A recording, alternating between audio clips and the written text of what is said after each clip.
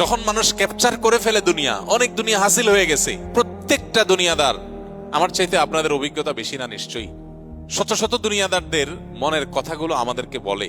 দুনিয়াটা এমন, আপনার টাকা পয়সা না, আপনি মনে করেন পয়সা কড়ি হলেই মনে হয় সবচেয়ে বড় গেইনার হয়ে যাব। হ্যাঁ, আপনার অভাব আছে, কষ্ট আছে, সেজন্য এটা মনে হচ্ছে। কিন্তু যার এগুলো হাসিল করা শেষ হয়ে গেছে, তার ফিলিংস কি জানেন? তার ফিলিংস হলো এটা একটা জাস্ট ফালতু একটা জিনিস। আমার এটা হলেই কি না হলেই কি, বরং আমি ফিল করি আমার ভিতরে দিনদারিতার কমতি আছে, প্রশান্তি, মানসিক সুখের অভাব আছে, এটা ফিল করে। মনে রাখবেন, দুনিয়ার চমক এত ডেঞ্জারাস, এটা মানুষ দেখে প্রতারিত হয়, ধোকা খায়। যতক্ষণ এটা দখল করতে না পেরেছে ততক্ষণ পর্যন্ত এটার হাকিকত মানুষ বোঝে না। আর দুনিয়া হলওয়াতন খাদিরাতন, এমন ভাবে দুনিয়াকে তৈরি করা হয়েছে, এটা জাকজমকপূর্ণ, চাকচিক্যপূর্ণ, এটা ঝকঝকে তকতকে, অন্তঃসার শূন্য, মরুভূমির মরীচিকার মতো। নবী রাসূলগণ যুগে যুগে মানুষকে সতর্ক করে গেছেন। খুব অল্প সংখ্যক মানুষ সতর্কীকরণ গ্রহণ করেছে, বেশিরভাগ মানুষ ধোকায় পড়ে গেছে। একটা সময় হুঁশ ফিরেছে, তখন জীবনের কোনো ব্যাক গিয়ার নাই, ফেরত আসার কোনো সুযোগ নাই। আপনারা বেশিরভাগ মানুষ বয়সের তরুণ। সততা, নিষ্ঠা, আল্লাহ ভীরুতা, আল্লাহর আনুগত্য, তাকওয়া, ঈমান, সুন্নাতের আঁকড়ে ধরার প্রচেষ্টা, মানসিকতা, এগুলোকে একজন পানিতে ডুবন্ত মানুষ যেরকম নাককে উঁচিয়ে বাঁচার চেষ্টা করে, এগুলোকে এরকম বাঁচাবার চেষ্টা হবে।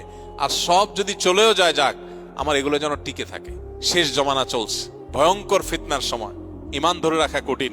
ঈমান নষ্ট করার জন্য হাজারটা আয়োজন আছে, দুনিয়ামুখী করার জন্য হাজারটা আয়োজন আছে, আপনাকে দুনিয়ার প্রতি আকৃষ্ট করবার জন্য হাজারটা ব্যবস্থা আছে, দিন থেকে দূরে সরাবার জন্য শত শত চেষ্টা আছে। একটু চোখটা খুললেই দেখবেন, চোখটা মেললেই দেখবেন, কখনো বিনোদনের নামে, কখনো তামাশার নামে, কখনো সামাজিকতার নামে, কখনো সামাজিক অবস্থানের নামে, এক এক নামে শয়তান, নফস এবং শয়তানের দোসররা গোটা পৃথিবীতে জাহান্নামে নেওয়ার হাজার লাখো জাল বিছিয়ে রেখেছে।